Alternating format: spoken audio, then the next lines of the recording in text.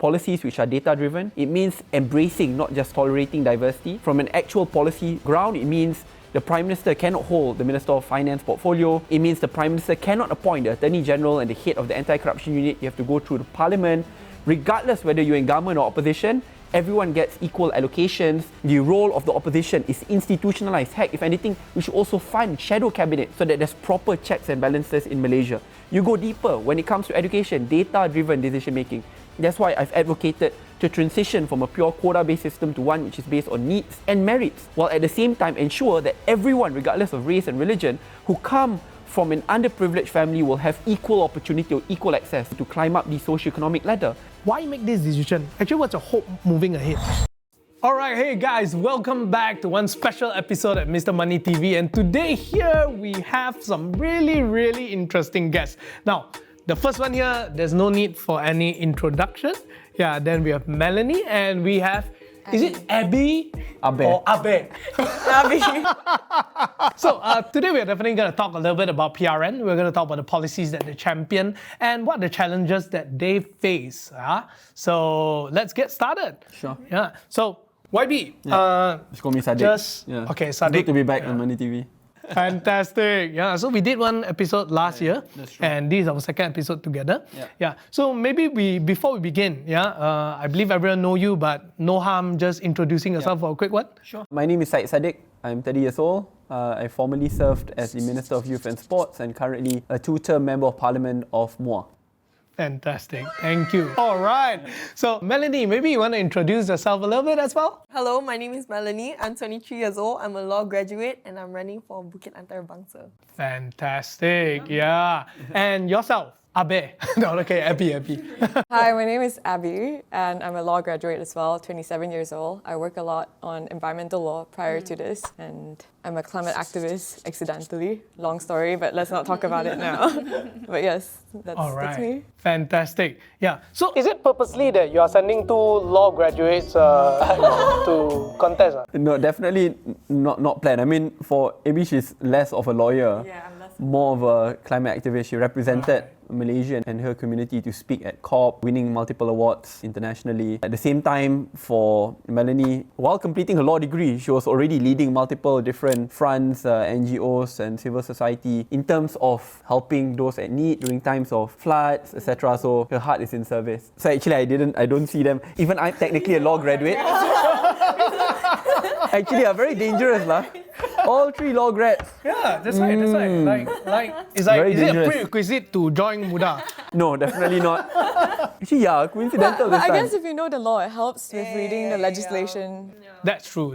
I think by learning law, it also makes you much more aware about the whole social structure, the law structure, what goes on in implementing certain policies and so on, right? Now that since we're on the topic of policy and also law, the question is, we all know what he champions since he's on social media most of the time. He's more famous than me, obviously. Yeah.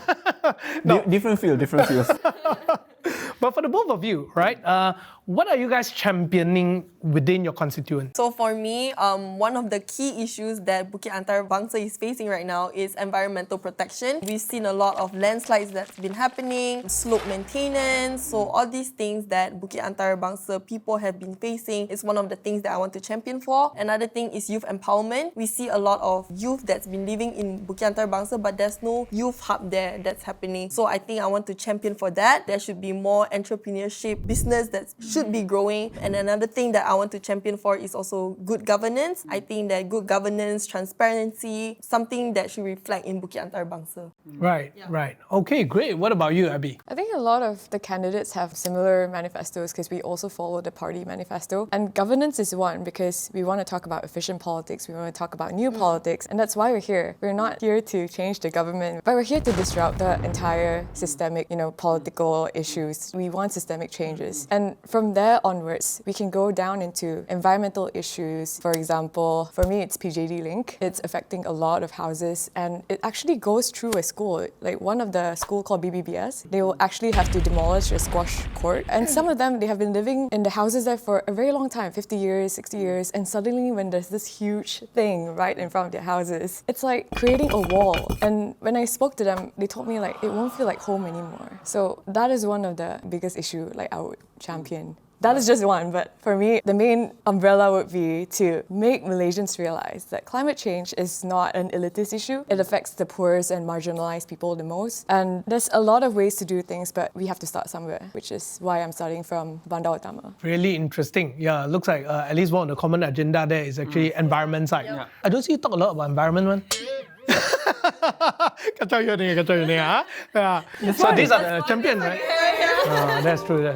But they are completely right. I think the climate change agenda should be bumped up into a national agenda. I mean, in Parliament, I do speak about it. I mean, to just give context, whenever people think about climate change, people think, as AB said, it's an elitist issue, or people see it, it's only about landslides, about flash flood. Today, it's also about the economy. I mean, why are multi-billion-dollar investments coming into Johor in terms of data centers, right? Whether it's from Amazon Web Services or Intel, they're going to Johor because Johor has a good supply of renewable energy, and that's one of the preconditions set. In the future, in order for you to run a business and you want to get a good competitive loan from banks, they will check what your ESG standards would be. A lot of smart manufacturing will require for RE generation. If not, they will not come to Malaysia. So it's now moved into the environmental agenda, also into the economic agenda. And that's where you look, even China as a country, which was one of the greatest polluters, now is the biggest investor when it comes to green energy. Now they are the largest producer of solar panels, wind farms. So really, it just shows that even a country like China, which was once the biggest polluters, today is transitioning into the climate change agenda. A lot of our governments around the world and corporates, they're running towards that direction. And in Malaysia, when we see it, the NGOs are moving towards that direction. The corporates are moving towards that direction. A lot of private and public sectors are moving towards that direction. The only part of our entire system that is not moving towards that direction is politics. There's no political will because there's no political courage to bring these things up. Because every time we have a flood and a journalist comes up to them and be like, why do you think there's flood? They'll be just like,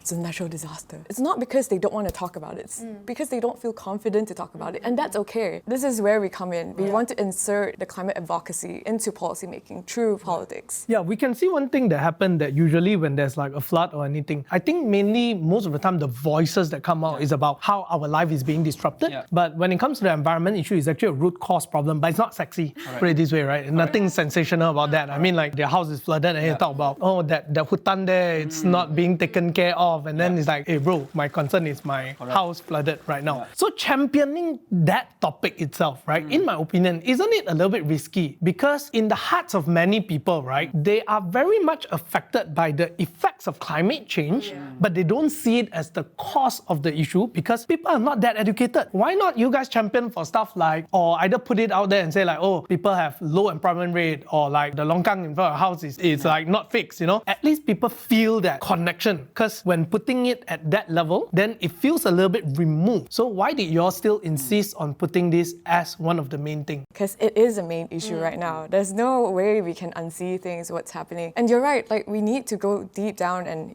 talk in layman's terms instead of all this science jargon. When you talk about longkang, that's pollution, that's plastic pollution, that's also the changing of climate, because it's a whole cycle when you think about it. The emissions, when there's food wastage, there's methane, and methane has CO2, and when there's plastics and plastics are exposed to heat, there's also another sort of toxic fumes that comes out. So a lot of things that we don't see, we sort of just ignore. It's like how when you throw plastic straw, for example, you just throw and you forget, but you don't have that in your head that it's there, it's going to be there for 500 years. It has to go somewhere. Your emissions have to go somewhere. The cold air that comes in, the aircon, the hot air has to go somewhere. So we just all have to be conscious, but on messaging part, we'll try our best. It's the first time, and I don't think Malaysians are not educated. It's just that the whole system itself is pushed towards that path. How is someone supposed to ride against the wave when the entire whole system is going against them? So that's why we're one of the two tiny human beings trying to guys, you're not the only one that thinks like this. This is an issue. This is important, and this is something that we need to deal with. Environment protection should be given priority. It will affect economy as well, because we see the 2021 flood that displaced 27,000 Selangorians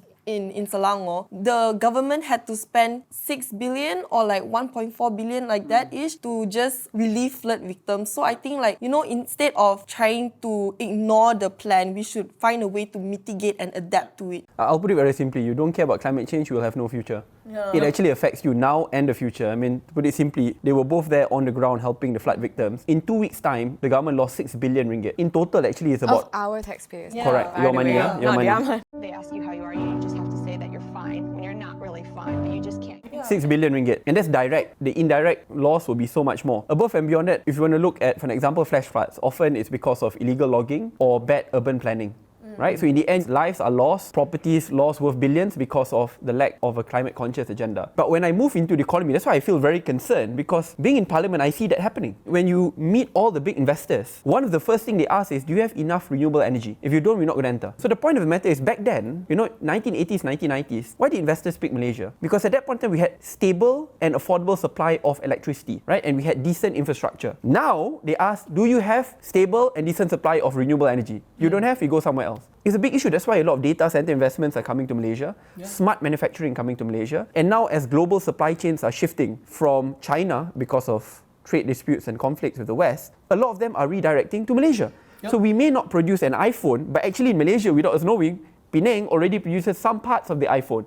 Right? We may not produce an EV, but we produce some parts of the components of the battery and the EV. So actually in Malaysia, we should take over the global supply chain, at least to be a part of it, even if it's small, but as a country like ours, with very good infrastructure, decent renewable energy supply, a decently educated population, I think we are uniquely placed to capture that market. So it's not just today, it's no longer just about, flash floods, It can destroy lives. Above and beyond that, it can also create new livelihoods and opportunities for people. I think for those of you who have been following our channel, you notice that in the past we talk a lot about Tesla as well. I think one of the reasons why Tesla actually chose Malaysia as the hub instead of Indonesia. Remember last year he went and visit Indonesia, everyone also sad, right? That finally came. I think one of the main reasons also is because our legislation and how we actually deal with renewable energy. ESG standards are higher comparatively. I want to bring this topic to another level. I think a lot of people here who are watching this are wondering to themselves, actually, the difference between a state election and federal, we know it's state and federal, but we often see state election as less important compared to federal. Yeah, that's the truth. Especially for younger people who have not much of an administrative knowledge in terms of governance, we are unclear. So maybe you guys can share with us, because now we have one federal level, we have state level. So maybe you can share with us, actually, how important is state level election? And why is it so important to have a good representative at a state level? And on the other hand, for you, maybe you can share with us how federal actually move on to support at the state level kind of activities. Personally, I feel in state levels, you're directly communicating with the communities itself. The grassroots, the people, the neighborhoods. But at the federal level, there's a gap in between. So we get to work with councillors, we get to work with local issues. It's very focused on that one area, which is, Bukit Antara Bangsa or Bandar Utama. And that is where we can start community climate action, we can start all these small community programs, which we are experienced in. And that's why we're in this state elections.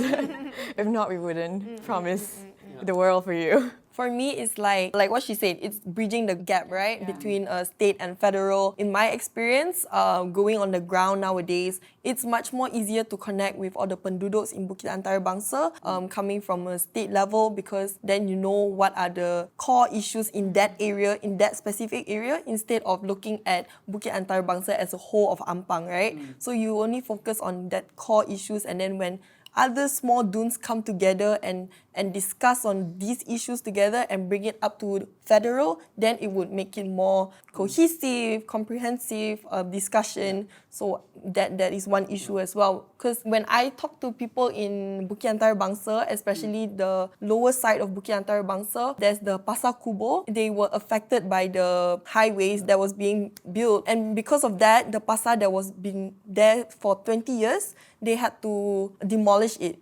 So they have to be displaced in another pasar. They have to travel more than 15-20 minutes away. And the community don't even have their pasar anymore. So I think that this issue is what an adun should notice instead of a federal person to come and raise this issue up. And he raised the deforestation.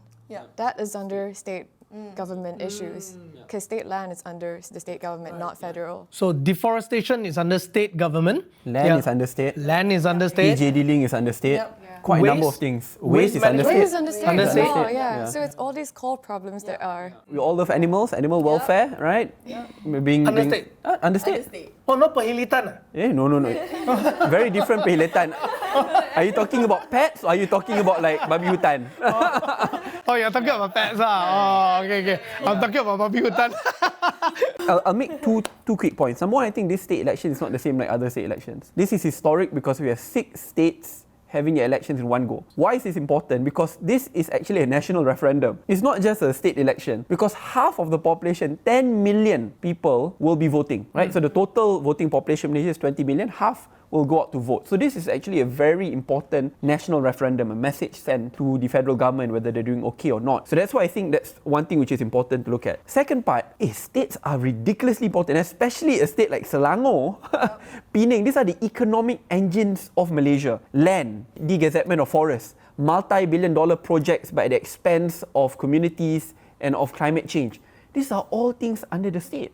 Right? I mean, if we don't manage it properly, we'll be in trouble. And I think in order for us to dream for a better Malaysia, we can start from a state level first. For example, for MUDA, we believe in decentralization, we believe in more checks and balances, we believe in overhauling our education system, political funding act, just governance, good governance. We can start at the state level. I give a very simple example. AB talks about PJD Link. It's a multi-billion-dollar highway. But today, there's a lack of transparency because the agreement is hidden behind the OSA, Official Secrets Act. I mean, can you imagine? The same coalition who said they will abolish the OSA now is justifying hiding the agreement behind OSA. What are you so afraid? If it's good, I'm fairly certain the public will say, it's good.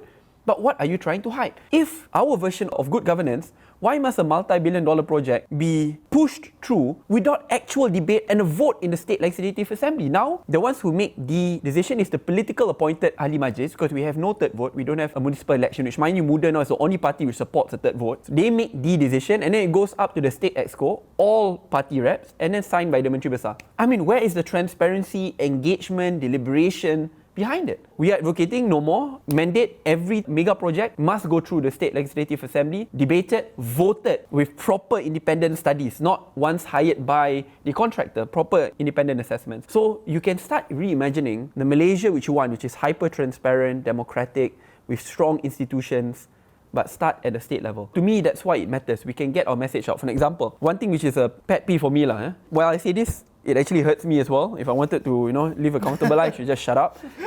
At 30 years old, I'm now entitled already to 2 pensions. A pension as a minister, a pension as an MP. How fair is that? While I come from a family of civil servants, my mum had to work 30 years to be entitled to a pension. I only had to work less than 5 years. Heck, actually, even if I retired at like 1-2 months in, I can still be entitled for my pension. Oh, so right now you retire, you straight away entitled to a pension. Life pension. How about you, lah? Bro, it's not just that.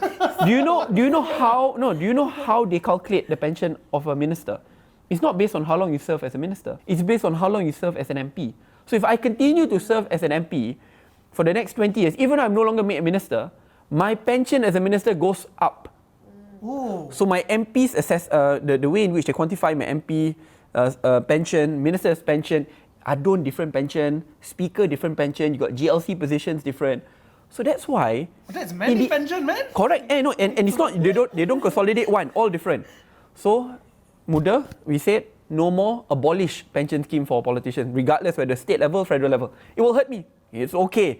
The point is, I want people to join politics for the right reasons and for people to leave. If not, why would MPs now want to leave? They want to stay longer because the longer they go, the more pension they get. So if you're a portfolio minister, you MP, Adon, and then got Exco some more, and then got GLC some more, got speaker some more. Wow, so many pension. Yeah, got so many pension. And that all I pay, right? Yeah, all you pay. So ridiculous, right? So scrap it because it's unfair to civil servants. It is really unfair to civil servants. And to me, this is not a healthy political culture in Malaysia. Hey guys, do you know we just launched our newsletter? If you would like to have some exclusive weekly financial tips, some of our thoughts behind the scene, and my thoughts about the market, you can go to www.mrmoneystv.com to sign up for the newsletter. When you subscribe for the newsletter, you will get a retirement calculator. So what you waiting for? Sign up now! So I want to bring this to another dynamic, right? Which is the fact that MUDA has always been this party that really dares to speak up. Unlike very many traditional parties, we can see one thing for sure, whatever that he's just saying is actually incriminating himself, right? Yeah, because one day, then he'll be like, oh, no money. It's okay, work lah. You got so many. Yeah, I want to ask is that, what is the fresh things that you are bringing to the table? Because it's a relatively new party. Yeah. Yeah. One thing for sure is I see boldness. Yeah. Yeah. you guys are really trying to challenge the status quo. Yeah, and sometimes even putting yourself in funky situations by challenging that. Yeah. So what gave you guys this courage? Because at your age, at your caliber, let me put it this way. If you want to make money, you don't have to be in politics. You guys could have just gone to corporate route. I am pretty sure that things are going to be very, very less complicated and happier. Right? Yeah, at least you'll get to sleep because I see you guys like barely get sleep. So why did you guys choose this political route? You know, if you look at traditional political parties, they have this long hierarchical structure and they have this women's wing, youth wing. You got Muda Women's Wing, no? No. Okay, it's a joke, okay? It's a joke, yeah? No, so it's a flat structure that I really think that is how you're supposed to engage with a lot of young people, because a lot of them, they come from different backgrounds, different experiences. Doesn't matter if they have SPM or master's, PhD, but they all have their own set of experience that they bring to the table, and I really like that about that because it's cohesive, and every time we want to speak about issues that we want to talk about, there's no policing.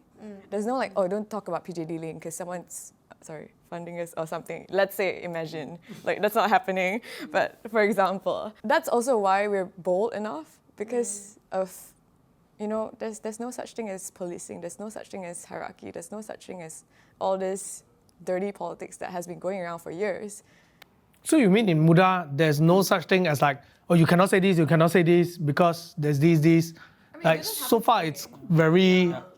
We debate on issues, policies based on data. As long as you're not rude, you can say anything. So basic manners but there's no limit to what you want to champion as long as the data backs it. And we agree to disagree. A lot of us have, conflicting views sometimes. Very noisy party. Yeah, and we're all very vocal about it.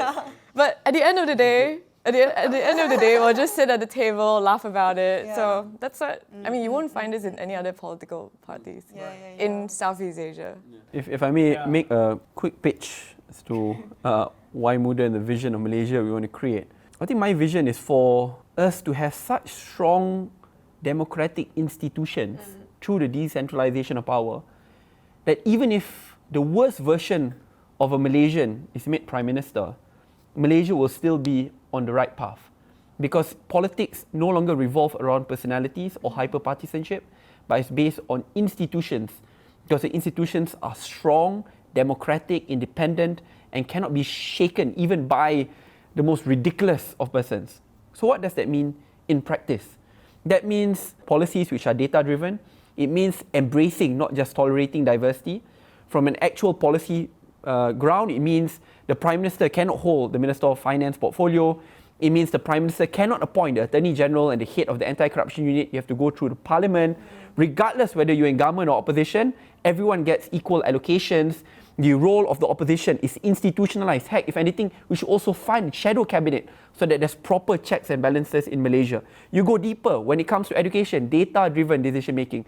That's why I've advocated to transition from a pure quota-based system to one which is based on needs and merits, while at the same time ensure that everyone, regardless of race and religion, who come from an underprivileged family will have equal opportunity or equal access to climb up the socioeconomic ladder. So it is a lot of things, but the aim is that even when I lose in politics and I lose to my opponent, I know that Malaysia will be heading in the right direction. That even if we appoint the Trump of Malaysia, Malaysia will be heading in the right direction because the institutions are so strong. Because I keep on reminding my colleagues, new politics is about putting institutions and the rakyat first because they outlast political personality. You can have the most angelic of figure, the Messiah, to save Malaysian politics. But if the system is the same way, then that Messiah will be a devil. Change the system, not just a person. You have been running Muda in a very, very different way. And for the first time ever, Muda is actually coming out and then competing as almost an independent party this time around. I mean, there's a lot of unclear stuff, but fair enough. It's pretty much seen as a third force. It's independent, right? Okay. Why make this decision? Actually, what's your hope moving ahead? You could have actually just stayed as the favorite boy in part of P8 coalition, right? Why did you take this path and what is it that you want to achieve ultimately? I'm now convinced that if we do not have the moral courage to reset Malaysia, we'll forever be stuck in a culture of complacency and mediocrity. And I don't think this country is destined to become a country stuck in mediocrity. With that in mind, you need to have disruption, you need to have immediate changes, knowing that it will take time. Being very frank, going on our own will be remarkably tough. But as it gets tough, we toughen up, we learn, we are put through the pressure cooker, and we know we'll become better leaders from there onward. And I see this as an investment in my beloved country for the next 20 years. It's not just for this state election. If you just think about this election, all of us will get heart attacks. You don't have much time. But you start thinking, how else do you disrupt, change Malaysia and plan in the long term? And I see this as a 20-year investment into the country to ensure that Malaysia becomes a full-fledged developed country which celebrates diversity, a country which all Malaysians can proudly call their home and feel it as their home and show. As a Muslim, I will say I want Malaysia to be the most successful Muslim majority country in the world, which champions diversity, which is modern, which is in the front line in terms of investments or smart investments. Malaysia becomes the number one option, right? Because to me, that's what Islam is about. So I want Malaysia to be that destination of choice. When people think of Southeast Asia, they think of Malaysia because this region, one way or another, will be the fourth largest economy in the world collectively. And Malaysia should be at center stage. It will take time, it will be tough, there will be many tribulations, challenges and confrontations, but I know our hearts are in it, and this is our investment for Malaysia. Thank you very much, guys. Yeah, all the best to you guys when it comes to the upcoming PRN. All right, so that's it. There we have it for those of you who are here with us. Now, go and get to know them, do follow their socials, and keep yourself up to date with the coming election. See you guys.